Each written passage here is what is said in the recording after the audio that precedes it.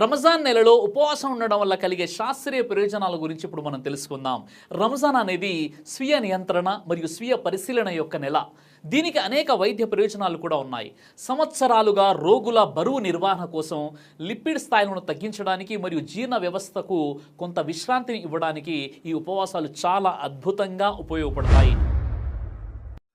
Fasting బెనిఫిట్స్ని కాస్త మనం చూసినట్లయితే ఆధునిక పరిశోధనల ద్వారా ఉపవాసాల వల్ల కలిగే మానసిక మరియు శారీరక లాభాలను ఇప్పుడు అందరూ తెలుసుకుంటున్నారు. దీనినే ఇప్పుడు ఆధునిక పరిభాషలో ఇంటర్మిటెంట్ ఫాస్టింగ్ అని అంటారు. డాక్టర్లు, డైటీషియన్లు, ప్రముఖులు దీన్ని ప్రమోట్ చేస్తున్నారు. ఇంటర్మిటెంట్ ఫాస్టింగ్ అంటే రోజు మొత్తంలో కొన్ని గంటల పాటు ఎడతెరిపి లేకుండా ఘన పదార్థాలను తినకుండా ఉంటూ కొన్ని గంటల పాటు యథాతథంగా ఆహారాన్ని తినడాన్ని ఇంటర్మిటెంట్ ఫాస్టింగ్ అంటున్నారు. అందులో 3 పద్ధతులు ఉన్నాయి. ముఖ్యంగా 5:2 పద్ధతి, అనగా వారంలో 5 రోజులు సాధారణంగానే ఆహారాన్ని తీసుకుంటూ 2 రోజులు ఉపవాసం ఉండాలి.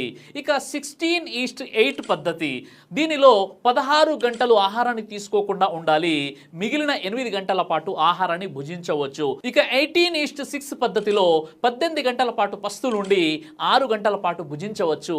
ఒక విధంగా రంజాన్ మాసంలో మనం చేసే ఉపవాసాలు ఇంటర్మిటెంట్ ఫాస్టింగ్ లోనికి వస్తాయి. కాకపోతే రంజాన్ ఉపవాసాలు పాటించేవారు ఘన పదార్థాలతో పాటుగా ద్రవ పదార్థం కూడా తీసుకోకుండా ఉండడమే ఈ రంజాన్ మాసం యొక్క ఉద్దేశం. భారతదేశ కాలమానం ప్రకారం రంజాన్ ఉపవాసం దాదాపు 12 గంటల నుండి 14 గంటల వరకు ఋతువుల కాలానుగుణంగా సమయం మారుతూ ఉంటుంది. రంజాన్లో మనం పాటించే ఉపవాసాల వల్ల ప్రయోజనాలు ఏంటి అంటే డీటాక్స్, మన శరీరం లోపల పేరుకుపోయిన చెత్తా చెదారం, హానికర పదార్థాలు అన్నీ కూడా క్లీన్ అయ్యి మన శరీరం డీటాక్స్ అవుతుంది. జీర్ణాశయానికి విశ్రాంతి కలిగి జీర్ణక్రియ మెరుగుపడుతుంది కూడా. మరో లాభం ఏంటంటే క్యాన్సర్ కిమోథెరపీ. క్యాన్సర్ పేషెంట్లకు ఇచ్చే కిమోథెరపీ వల్ల అనేక సైడ్ ఎఫెక్ట్స్ ఉంటాయి. ఆ సైడ్ ఎఫెక్ట్లను తట్టుకునేందుకు ఉపవాసాలు చాలా ఉపయోగపడతాయి. మెదడు ఆరోగ్యం. ఒక అధ్యయనం ప్రకారం యుఎస్ఏలోని శాస్త్రవేత్తలు రంజాన్ ఉపవాసం కారణంగా మానసిక దృష్టి, మెంటల్ ఫోకస్ పెరుగుతుందని వారు గుర్తించారు కూడా. Brain derived neurotrophic factor BDNF అనే ప్రోటీన్ ఉపవాస స్థితిలో అధికంగా ఉత్పత్తి అయి మెదడు పనితీరును మెరుగుపరుస్తుంది. కొత్త విషయాలు నేర్చుకునే శక్తిని, జ్ఞాపక శక్తిని పెంచుతుందని, మెదడులోని నాడీ కణాల ఒత్తిడి, స్ట్రెస్ తట్టుకొని నిలబడేలా తయారవుతాయి.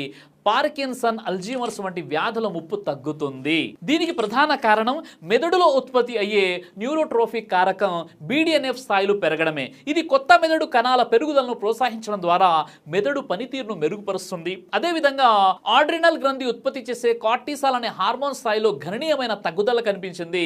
కార్టిసాల్ అనేది ఒత్తిడి నియంత్రించే హార్మోన్. దీని స్థాయిలు తగ్గడం వల్ల రంజాన్ సమయంలో మరియు తర్వాత ఒత్తిడి స్థాయిలు గణనీయంగా తగ్గుతాయి. దీని ద్వారా వ్యక్తుల మానసిక ఆరోగ్యం మెరుగుపడడమే కాక శారీరక శక్తి స్థాయి కూడా సమతుల్యంగా ఉండే అవకాశం ఉంటుంది. ఉపవాసం మెదడు నుండి ఉత్పన్నమయ్యే న్యూరోట్రోఫిక్ ఫ్యాక్టర్ BDNF స్థాయిలను పెంచుతుంది.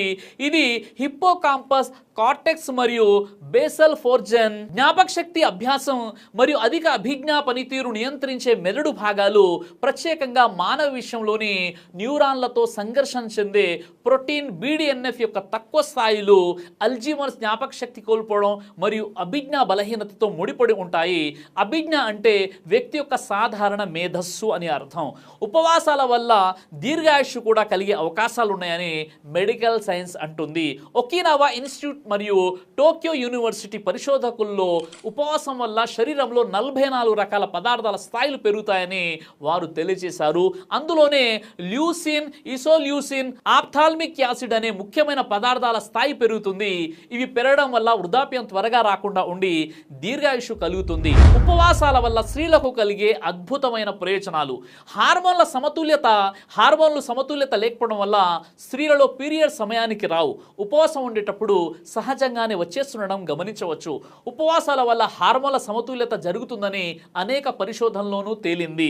సంతాన ప్రాప్తికై తీసుకునే ట్రీట్మెంట్ బాగా పనిచేయాలంటే కొంతమంది మహిళలతో ఉపవాసాలు చేయించడం జరిగింది. ఉపవాసాలు ఉన్న మహిళల్లో ఆ ట్రీట్మెంట్ ఫలితాలు మెరుగ్గా ఉన్నాయని తేలింది.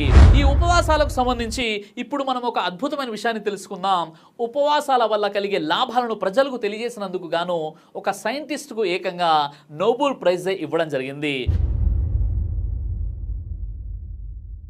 యోషినోరి ఓషోమి అనే జపానీ సెల్స్ బయాలజిస్ట్, ఈయన కణాల శాస్త్రవేత్త, ఉపవాసం ఉండడం ఆరోగ్యానికి మంచిదని ఈయన శాస్త్రీయంగా రుజువు చేశాడు. ఈయనకు 2016లో నోబెల్ ప్రైజ్ వచ్చింది ఫిజియాలజీ లేదా మెడిసిన్ ఫీల్డ్లో. ఈయన కనుగొన్న విషయం ఏంటంటే డిస్కవరీ ఆఫ్ మెకానిజం ఫర్ ఆటోప్యాజీ. ఆటోప్యాజీ అనేది గ్రీకు పదం, దాని అర్థం సెల్ఫ్ ఈటింగ్. ఎప్పుడైతే మనిషి 9 నుండి 12 గంటల వరకు ఉపవాసం ఉంటాడో అప్పుడు మనిషికి శక్తి అవసరం ఉంటుంది. అప్పుడు శరీరం మనలోని బ్యాడ్ సెల్స్ మరియు బ్యాక్టీరియల్ ఇన్ఫెక్షన్స్, వైరల్ ఇన్ఫెక్షన్స్ కి వ్యతిరేకంగా పోరాడి వాటిని నశింపజేస్తుంది. దీనినే సెల్ఫ్ ఈటింగ్ అంటారు. అంటే శరీరానికి ఎనర్జీ అవసరమైనప్పుడు బ్యాడ్ సెల్స్ ని మిగతా వాటిని తినేస్తుంది. ఈ పద్ధతినే ఆటోప్యాజీ అంటారు. ఈ మెకానిజాన్ని కనుగొన్నందుకు గాను ఆయనకి నోబెల్ ప్రైజ్ ఇచ్చారు. ఈ ఉపవాసం ఉండడం వలన శరీరంలోని వైరల్ మరియు bacterial infections, cancer cells, neurological disorders అనే సమస్యలు కూడా వెళ్ళిపోతాయి. ఆటోప్యాజీ అనేది న్యాచురల్ డిఫెన్స్ సిస్టమ్. అంటే బ్యాడ్ సెల్స్, క్యాన్సర్ సెల్స్ కి వ్యతిరేకంగా పోరాడడం. మనిషి శరీరంలో ఈ ప్రక్రియ జరగాలంటే ముఖ్యంగా 9 నుండి 16 గంటల ఉపవాసం పాటించడం. ముస్లింలు రంజాన్ నెలలో 30 రోజులు ఉపవాసం ఉంటారు. దాదాపు 10 నుండి 12 గంటల వరకు ఈ ఉపవాసం ఉంటుంది. ఒక్క రోజులో ఇన్ని గంటల పాటు ఏమి తినకుండా త్రాకుండా ఉంటారు. దీనివలన శరీరానికి చాలా లాభాలు ఉన్నాయి. అయితే ఇక్కడ గమనించదగినటువంటి విషయం ఏంటంటే ప్రపంచంలోని ఏ ముస్లిం కూడా నాకు సైంటిఫిక్ లాభాలు కావాలి, అందుకోసమే నేను రంజాన్ మొత్తం కూడా ఉపవాసాలు ఉంటానని ఏ ముస్లిం కూడా చెప్పడు. 1400 సంవత్సరాల క్రితం మహాప్రవక్త ముహమ్మద్ సల్లల్లాహు అలైహి వసల్లం వారు ఉపవాసాలు పాటించాలి అని చెప్పారు. ఖురాన్లో ఉపవాసాలు ఒక ముస్లింగా, ఒక విశ్వాసిగా ఉపవాసాలు పాటించడం విధిగా చేయడం జరిగింది. కాబట్టి ముస్లింలు ఉపవాసాలు పాటిస్తారు. ఆనాడు ప్రవక్త వారి కాలంలో ఎవరు కూడా సైంటిఫిక్గా ఇన్ని లాభాలు ఉన్నాయని పరిశోధన చేసి చెప్పలేదు. కానీ ఈనాడు ఆధునిక సైన్స్ పరిశోధన చేసి ఉపవాసాల వల్ల ఇన్ని లాభాలు ఉన్నాయని తెలియజేయడం జరుగుతుంది. పరలోక లాభాలతో పాటు ప్రాపంచిక ప్రయోజనాలు ఉన్నటువంటి ఈ రంజాన్ ఉపవాసాలని కూడా కొంతమంది మిస్ చేస్తుంటారు. ముస్లిం సమాజంలో ఉన్నటువంటి కొంతమంది దౌర్భాగ్యులు సరైనటువంటి ధర్మ పరిజ్ఞానం లేని కారణంగా వారు ఇంట్లో ఉంటారు. వారి ఇంట్లో కొంతమంది ఉపవాసాలు ఉంటుంటే చూస్తుంటారు. కానీ వీరు మాత్రం తింటారు, త్రాగుతారు. రంజాన్ కంటే ముందు వీరి జీవితం ఇలానే ఉంటుంది, రంజాన్లో కూడా వీరి జీవితం ఇలానే ఉంటుంది, రంజాన్ తర్వాత కూడా వీరి జీవితాలు ఇలాగే ఉంటాయి. కాబట్టి ఏ వ్యక్తి అయితే తనకు తాను నేను ముస్లిం అని ప్రకటించుకుంటాడో ఆ వ్యక్తిపై రంజాను మాసంలో ఉపవాసాలు పాటించడం అనేది ఫరజ్ అయిపోతుంది, అంటే విధి అయిపోతుంది. కొంతమందికి మినహాయింపు ఉంది. యుక్త వయసుకు చేరుకుని వారు, పిచ్చి వాళ్ళు, వృద్ధాప్యంలో ఉండి దీర్ఘకాలిక వ్యాధుల్ని అనుభవిస్తున్నటువంటి వారు, అలాగే బహిష్టు స్త్రీలు, ఆ తర్వాత వారు ఆ బహిష్టు స్థితి నుండి పరిశుభ్రత పొందిన తర్వాత వారు ఉపవాసాలు పాటించాలి. ఇలా కొంతమందికి మినహాయింపు ఉంది. కానీ ప్రతి ఆరోగ్యవంతుడైనటువంటి ముస్లింపై ఖచ్చితంగా అతడు ఈ రంజాన్లోని 30 రోజులు ఉపవాసాలు పాటించాలి. ఎవరైతే ఈ రంజాన్ యొక్క ప్రాముఖ్యత, ఈ ఉపవాసాల గురించి తెలిసిన తర్వాత కూడా ఉద్దేశపూర్వకంగా అతడు కనుక ఉపవాసాలు పాటించినట్లయితే అతడు గునాయ కబీర, మహాపాపానికి ఒడిగట్టిన వాడవుతాడు. కాబట్టి జాగ్రత్తగా ఈ ఉపవాసాలను పాటించేటటువంటి ప్రయత్నం చేయండి. అల్లా మీకు, నాకు, మనందరికీ కూడా ఈ పవిత్ర రంజాన్లోని ఈ 30 రోజులు ఉపవాసాలు పాటించే సద్బుద్ధిని ప్రసాదించుగాక. ఈ 30 రోజులు ఉపవాసాలు పాటించడానికి తగిన ఆరోగ్యాన్ని కూడా అల్లా సుబ్హానహు వ తఆలా మనందరికీ ప్రసాదించుగాక. ఆమీన్ యా రబ్బుల్ ఆలమీన్. అస్సలాం.